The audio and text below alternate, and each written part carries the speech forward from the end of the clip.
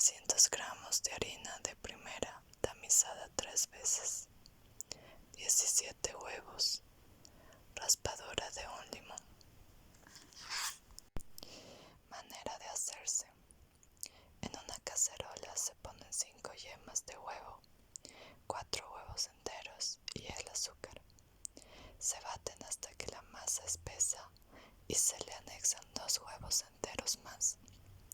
Se sigue batiendo y cuando vuelve a espesar se le agregan otros 2 huevos completos, repitiendo este paso hasta que se terminan de incorporar todos los huevos de 2 en 2. Para elaborar el pastel de boda de Pedro con Rosaura, Tita y Nacha habían tenido que multiplicar por 10 las cantidades de esta receta, pues en lugar de un pastel para 18 personas, tenían que preparar uno para 180.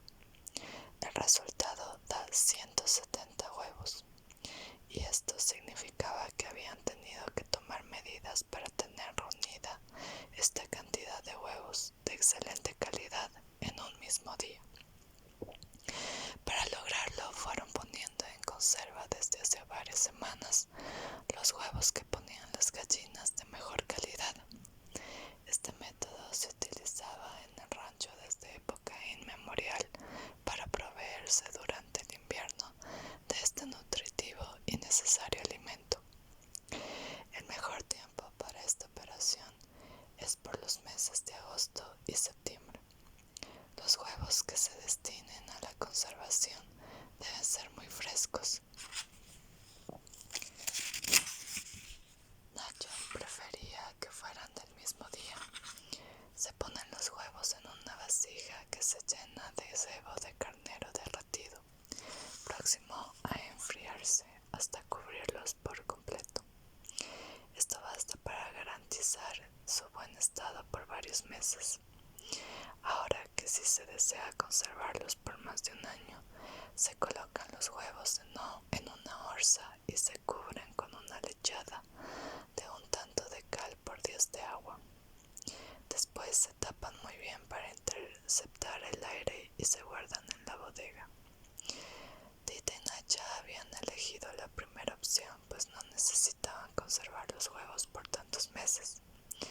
Junto a ellas, bajo la mesa de la cocina, tenían la vasija donde los habían puesto y de ahí los tomaban para elaborar el pastel. El esfuerzo fenomenal que representaba el batir tantos huevos empezó a hacer estragos en la mente de Tita cuando iban apenas por los 100 huevos batidos. Le parecía inalcanzable llegar a la cifra de 170. Tita batía mientras Nacha rompía los cascarones y los incorporaba. Un estremecimiento recorría el cuerpo de Tita y, como vulgarmente se dice, se le ponía la piel de gallina cada vez que se rompía un huevo. Asociaba los blanquillos con los testículos de los pollos a los que habían capado un mes antes. Los capones son gallos castrados que se ponen a engordar. Se eligió este platillo para la boda de Pedro con Rosaura por ser uno de los más prestigiados en las buenas mesas, tanto por el trabajo que implica su preparación como por el extraordinario sabor de los capones. Desde que se fijó la boda para el 12 de enero se mandaron comprar 200 pollos a los que se les practicó la operación y se pusieron a engordar de inmediato. Las encargadas de esta labor fueron Tita y Nacha. Nacha por su experiencia y Tita como castigo por no haber querido estar presente el día en que fueron a pedir la mano de su hermana Rosaura, pretextando una jaqueca. No voy a permitir tus desmandadas, le dijo mamá Elena, ni voy a permitir que le arruines a tu hermana su boda, con tu actitud de víctima. Desde ahora te vas a encargar de los preparativos para el banquete y cuidadito y yo te veo una mala cara o una lágrima, ¿oíste? Tita trataba de no olvidar esta advertencia mientras se disponía a iniciar la primera operación. La capada consiste en hacer una incisión en la parte buscarlos y se arrancan. Luego de ejecutarlo, se cose la herida y se frota con mantequilla fresca o con enjundia de aves. Tita estuvo a punto de perder el sentido cuando metió el dedo y jaló los testículos del primer pollo. Sus manos temblaban, sudaba copiosamente y el estómago le giraba como un papalote en vuelo. Mamá Elena le lanzó una mirada taladrante y le dijo: ¿Qué te pasa? ¿Por qué tiemblas? ¿Vamos a empezar con problemas? Tita levantó la vista y la miró. Tenía ganas de gritarle que sí, que había problemas. Se había elegido mal al sujeto apropiado para escapar. La adecuada era ella. De esta manera habría al menos una justificación real para que le estuviera negando el matrimonio y Rosaura tomara su lugar al lado del hombre que ella amaba. Mamá Elena, leyéndole la mirada, enfureció y le propinó a Tita una bofetada fenomenal que la hizo rodar por el suelo, junto con el pollo que pereció por la mala operación. Tita batía y batía con frenesí como queriendo terminar de una vez por todas con el martirio. Solo tenía que batir 2 huevos más y la masa para el pastel quedaría lista. Era lo único que faltaba. Todo lo demás, incluyendo los platillos para una comida de 20 platos y los bocadillos de entrada, estaban listos para el banquete. En la cocina solo quedaban Tita, Nacha y mamá Elena. Chencha, Gertrudis y Rosaura estaban dando los últimos toques al vestido de novia. Nacha, con un gran alivio, tomó el penúltimo huevo para partirlo. Tita, con un grito, impidió que lo hiciera. ¡No! Suspendió la batida y tomó el huevo entre sus manos. Claramente escuchaba piar un pollo dentro del cascarón. Acercó el huevo a sus oídos y escuchó con más fuerza los pillidos. Mamá Elena suspendió su labor y con voz autoritaria preguntó: ¿Qué pasa? ¿Qué fue ese grito? Es que dentro de este huevo hay un pollo. Nacha de seguro no lo puede oír, pero yo sí. ¿Un pollo? ¿Estás loca? Nunca ha pasado algo parecido con los huevos en conserva. De 2 zancadas llegó hasta donde estaba Tita, le arrebató el huevo de las manos y lo partió. Tita cerró los ojos con fuerza. Abre los ojos y mira tu pollo. Tita abrió los ojos lentamente. Con sorpresa vio que lo que creía un pollo no era más que un huevo y bastante fresco, por cierto.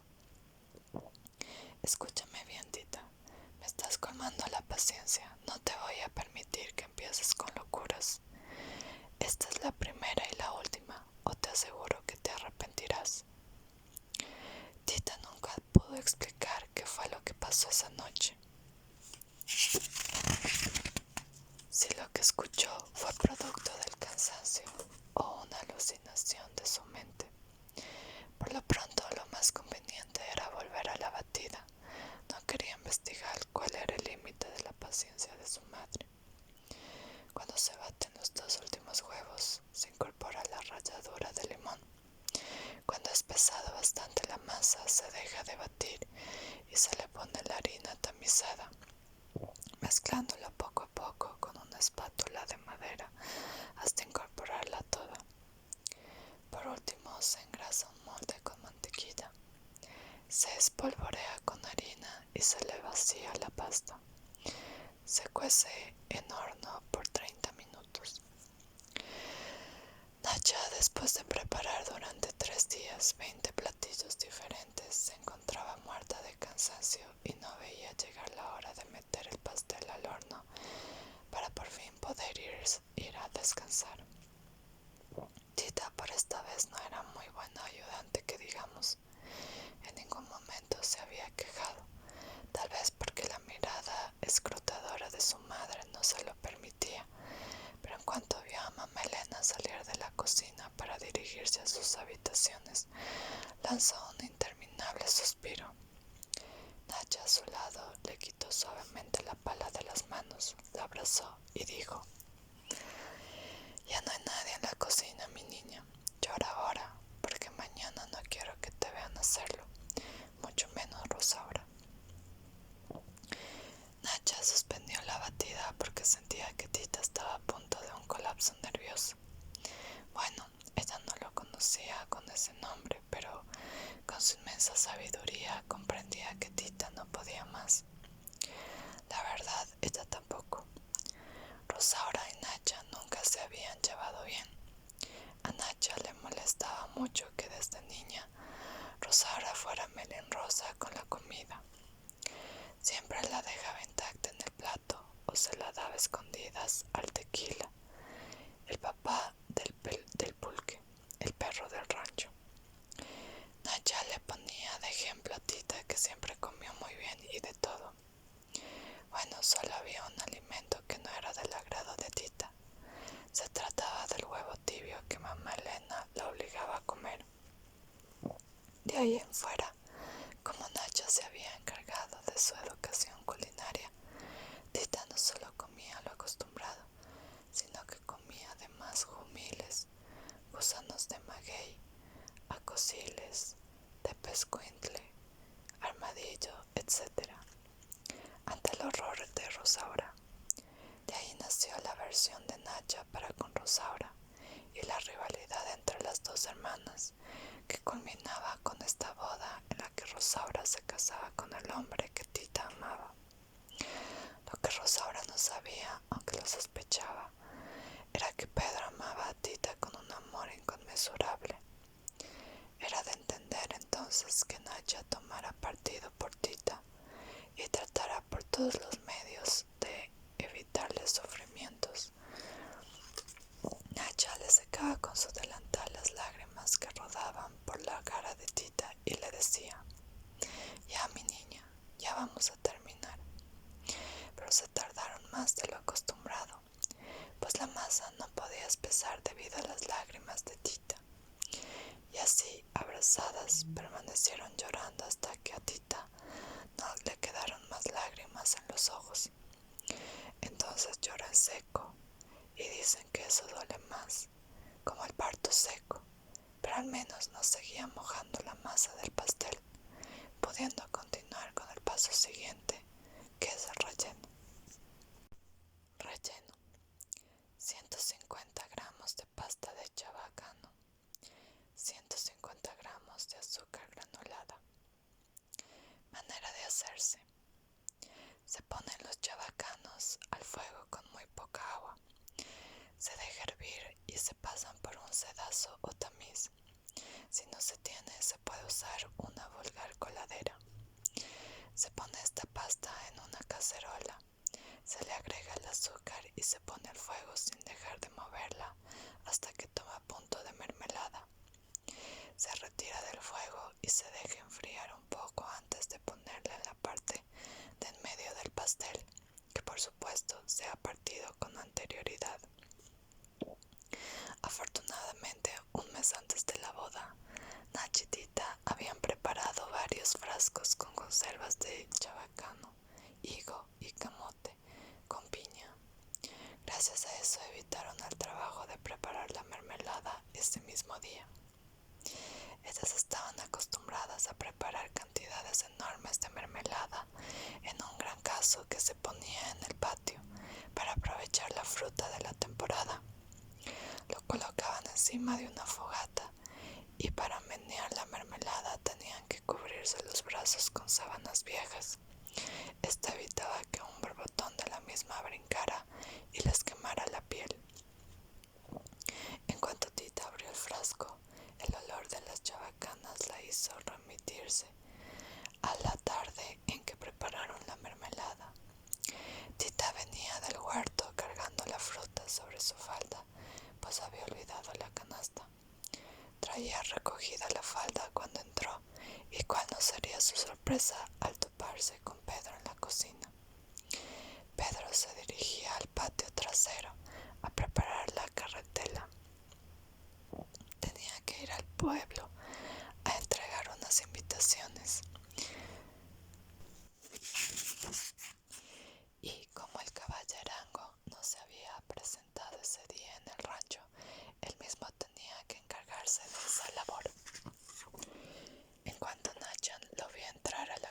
Magdalena salió casi corriendo, pretextando ir por el pasote para los frijoles. Tita, de la sorpresa, dejó caer algunos chabacanos sobre el piso.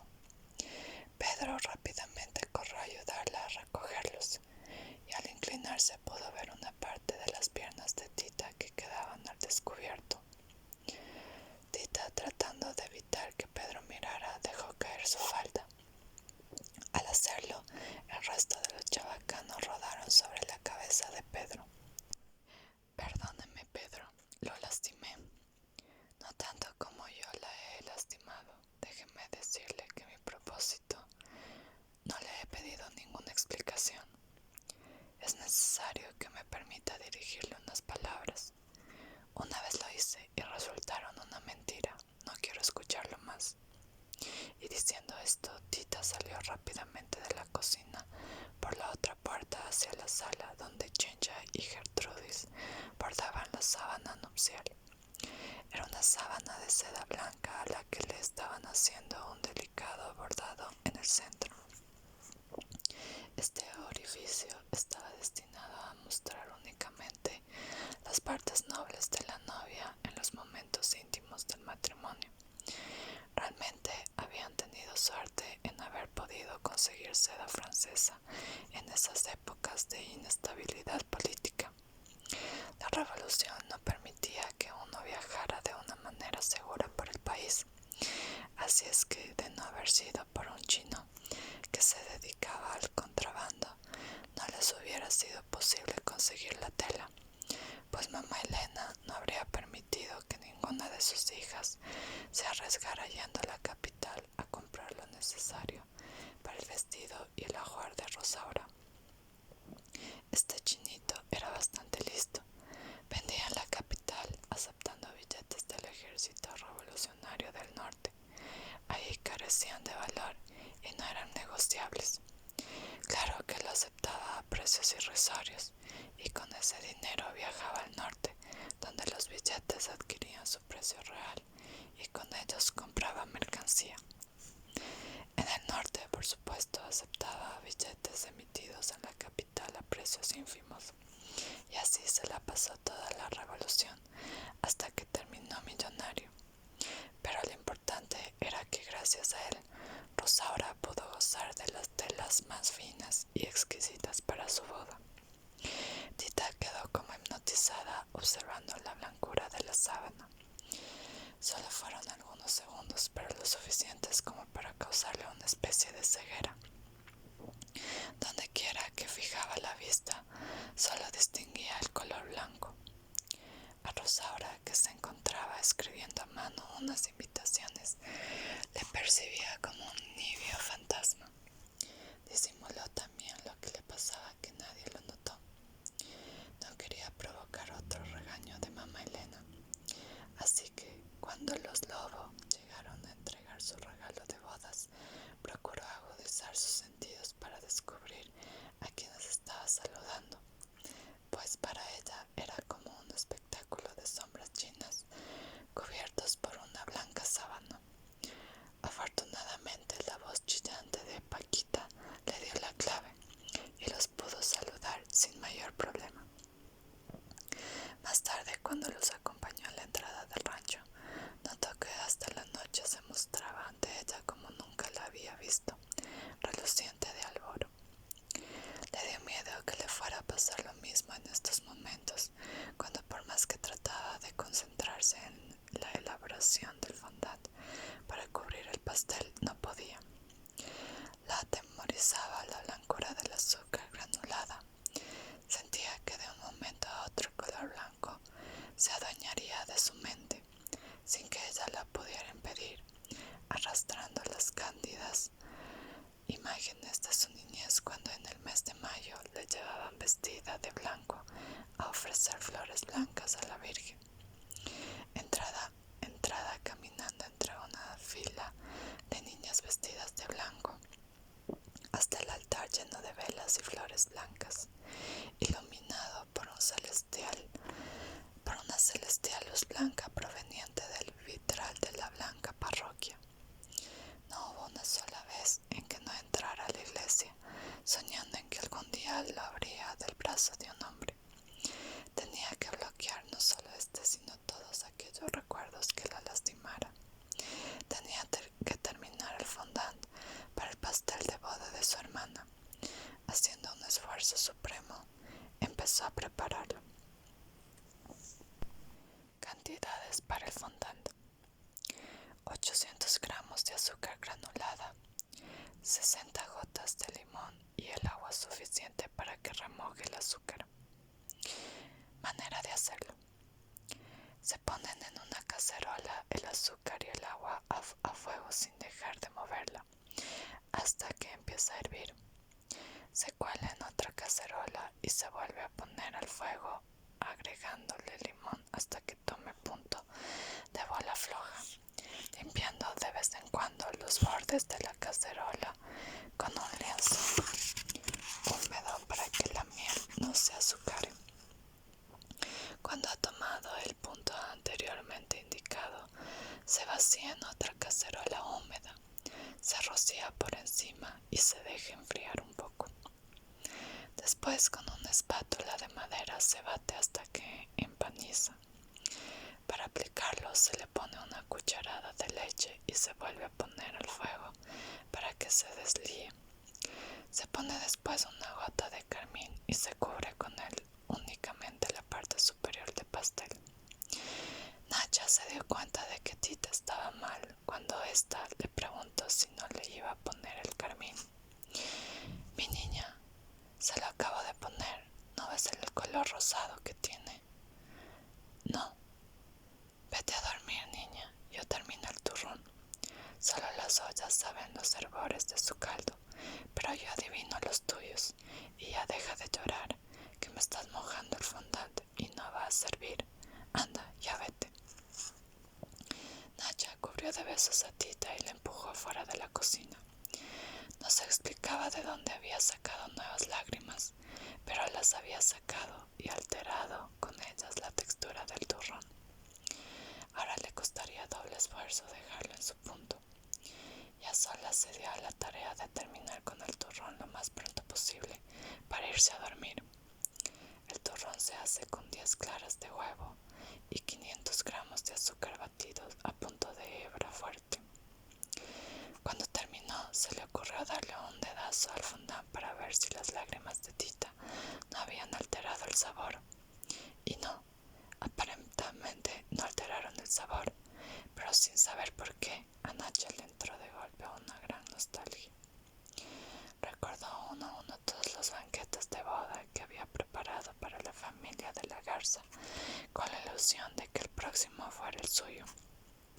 A sus 85 años no valía la pena llorar, ni lamentarse de que nunca hubiera llegado ni el esperado banquete, ni la esperada boda, a pesar de que el novio sí llegó.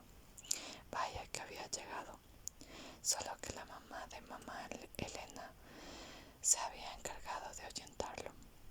Desde entonces se había conformado con gozar de las bodas ajenas, y así lo hizo por muchos años, sin repelar. No sabía por qué lo hacía ahora. Sentía que era una reverenda tontería, pero no podía dejar de hacerlo. Cubrió con el turrón lo mejor que pudo el pastel y se fue a su cuarto con un fuerte dolor de pecho. Lloró toda la noche y a la mañana siguiente no tuvo ánimos para asistir a la boda. Tita hubiera dado cualquier cosa por estar en el lugar de Nacha, pues ella no solo tenía que estar presente en la iglesia, se sintiera como se sintiera, sino que tenía que estar muy pendiente de que su rostro no revelara la menor emoción. Creía poder lograrlo siempre y cuando su mirada no se cruzara con la de Pedro.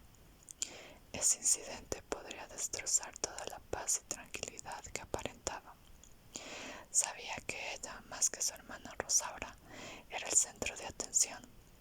Los invitados, más que cumplir con un acto social, querían regodearse con la idea de su sufrimiento, pero no los complacería, no. Podía sentir claramente cómo penetraban por su espalda los cuchicheos de los presentes a su paso. ¿Ya viste a Tita? Pobrecita, su hermana se va a casar con su novio. Yo los vi un día en la plaza del pueblo tomados de la dices que se veía? No me digas, pues Paquita dice que la vio como un día en plena misa. Pedro le pasó a Tita una carta de amor, perfumada y todo. Dicen que van a vivir en la misma casa. Yo que Elena no lo permitía. No creo que lo haga, ya ves cómo son los chismes. No le gustaban nada esos comentarios. El papel de perdedora no se había escrito para ella. Tenía que tomar una clara actitud de triunfo. Como una gran actriz, representó su papel dignamente, tratando de que su mente estuviera ocupada no en la marcha nupcial, ni en las palabras del sacerdote, ni en el lazo y los anillos. Se transportó al día en que a los 9 años se había ido de pinta con los niños del pueblo. Tenía prohibido jugar con varones, pero ya estaba harta de los juegos con sus hermanas. Se fueron a la orilla del río Grande para ver quién era capaz de cruzarlo a nado en el menor tiempo. Qué placer sintió ese día al ser ella la ganadora. Otro de sus grandes triunfos ocurrió un tranquilo día domingo en el pueblo. Ella tenía 14 años y paseaba en carretela acompañada de sus hermanas, cuando unos niños lanzaron un cohete. Los caballos salieron corriendo espantadísimos. En las afueras del pueblo se desbocaron y el cochero perdió el control del vehículo. Tita lo hizo a un lado de un empujón y ella sola pudo dominar a los 4 caballos. Cuando algunos hombres del pueblo a galope les alcanzaron para ayudarlas, se admiraron de la hazaña de Tita. En el pueblo la recibieron como una heroína. Estas y otras muchas remembranzas parecidas la tuvieron ocupada durante la ceremonia, haciéndola lucir una apacible sonrisa de gata, complacida hasta que a la hora de los abrazos tuvo que felicitar a su hermano. Pedro, que estaba junto a ella, le dijo a Tita: ¿y a mí no me va a felicitar? Sí, cómo no, que sea muy feliz. Pedro, abrazándola más cerca de lo que las normas sociales permiten, aprovechó la única oportunidad que tenía de poder decirle a Tita algo al oído. Estoy seguro de que así será, pues logré con esta boda lo que tanto anhelaba, estar cerca de usted, la mujer que verdaderamente amo. Las palabras que Pedro acababa de pronunciar fueron para Tita como refrescante brisa que enciende los restos de carbón a punto de apagarse. Su cara, por tantos meses forzada a no mostrar sus sentimientos, experimentó un cambio incontrolable. Su rostro reflejó gran alivio y felicidad. Era como si toda esa casi extinguida ebullición interior se viera reavivada de pronto por el fogoso aliento de Pedro sobre su cuello, sus ardientes manos sobre su espalda, su impetuoso pecho sobre sus senos. Pudo haberse quedado para siempre así, de no ser por la mirada que mamá Elena le lanzó y la hizo separarse de él rápidamente. Mamá Elena se acercó a Tita y le preguntó: ¿qué fue lo que Pedro te dijo? Nada, mami. A mí no me engañas. Cuando tú vas, yo ya fui y vine. Así que no te hagas la mosquita muerta. Pobre de ti si te vuelvo a ver cerca de Pedro. Después de estas amenazantes palabras de mamá Elena, Tita procuró estar lo más alejada de Pedro que pudo. Lo que le fue imposible fue borrar de su rostro una franca sonrisa de satisfacción. Desde ese momento la boda tuvo para ella otro significado. Ya no le molestó para nada ver cómo Pedro y Rosaura iban de mesa en mesa brindando con los invitados, ni verlos bailar el vals, ni verlos más tarde partir el pastel. Ahora ella sabía que era cierto. Pedro la amaba. Se moría porque terminara el banquete para correr al lado de Naya a contarle todo. Con impaciencia esperó a que todos comieran su pastel para poder retirarse. El manual de Carreño le impedía hacerlo antes, pero no le vedaba el flotar entre nubes mientras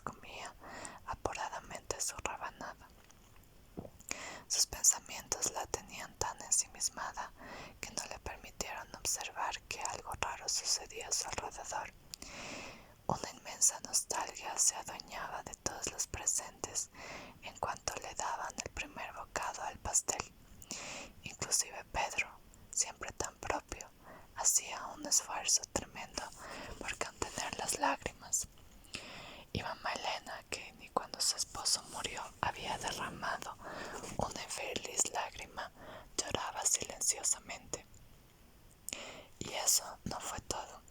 El llanto fue el primer síntoma de una intoxicación rara que tenía algo que ver con una gran melancolía y frustración que hizo presa de todos los invitados y los hizo terminar en el patio, los corrales y los baños, añorando cada uno al amor de su vida. Ni uno solo escapó del hechizo, y solo algunos afortunados llegaron a tiempo a los baños. Los que no participaron de la vomitona colectiva que se organizó en pleno patio. Bueno, la única a quien el pastel le hizo lo que el viento a Juárez fue a Tita. En cuanto terminó de comerlo, abandonó la fiesta. Quería notificarle a Nacha cuanto antes que estaba en lo cierto al decir que Pedro la amaba solo a ella. Por ir imaginando la cara de felicidad que Nacha pondría, no se percató de la desdicha que crecía a su paso hasta llegar a alcanzar niveles patéticamente alarmantes. Rosaura, entre arqueadas, tuvo que abandonar la mesa de honor. Procuraba por todos los medios controlar las náuseas, pero esta era más poderosa que ella. Tenía toda la intención de salvar su vestido de novia de las deposiciones de los parientes y amigos, pero al intentar cruzar el patio resbaló y no hubo un solo pedazo de su vestido que quedara libre de vómito. Un voluminoso río macilento la envolvió y la arrastró algunos metros, provocando que sin poderse resistir más lanzara como un volcán en erupción estruendosas bocanadas de vómito ante la horrorizada mirada de Pedro. Rosaura lamentó muchísimo este incidente que arruinó su boda, y no hubo poder humano que le quitara de la mente que Tita había mezclado algún elemento en el pastel. Pasó toda la noche entre quejidos y el tormento que le provocaba la idea de deponer sobre las sábanas que tanto tiempo se había tardado en bordar. Pedro apresuradamente le sugirió dejar para otro día la culminación de la noche de bodas, pero pasaron meses antes de que Pedro sintiera la obligación de hacerlo y de que Rosaura se atreviera a decirle que ya se sentía perfectamente bien. Pedro hasta ese momento comprendió que no podía rehusarse a realizar su labor de semental por más tiempo, y esa misma noche, utilizando la sábana nupcial, se arrodilló frente a su cama y a manera de rezo dijo: Señor, no es por vicio ni por fornicio, sino por dar un hijo a tu servicio. Tita nunca imaginó que había tenido que pasar tanto tiempo para que la mentada boda se consumara. Ni siquiera le importó cómo fue, y mucho menos si había sido el día de la ceremonia religiosa o cualquier otro día. Estaba más preocupada por salvar su pellejo que por otra cosa. La noche de la fiesta había recibido de manos de mamá Elena una paliza fenomenal, como nunca antes la había recibido ni la volvería a recibir. Pasó 2 semanas en cama reponiéndose de los golpes. El motivo de tan colosal castigo fue la certeza que tenía mamá Elena de que Tita, en contubernio con Nacha, había planeado premeditadamente arruinar la boda de Rosaura, mezclando algún vomitivo en el pastel. Tita nunca la pudo convencer de que el único elemento extraño en él fueron las lágrimas que derramó al prepararlo. Nacha no pudo atestiguar a su favor, pues cuando Tita había llegado a buscarla el día de la boda, la había encontrado muerta, con los ojos abiertos, chiqueadores en las sienes y la foto de un antiguo novio en las manos. Continuará. Siguiente receta.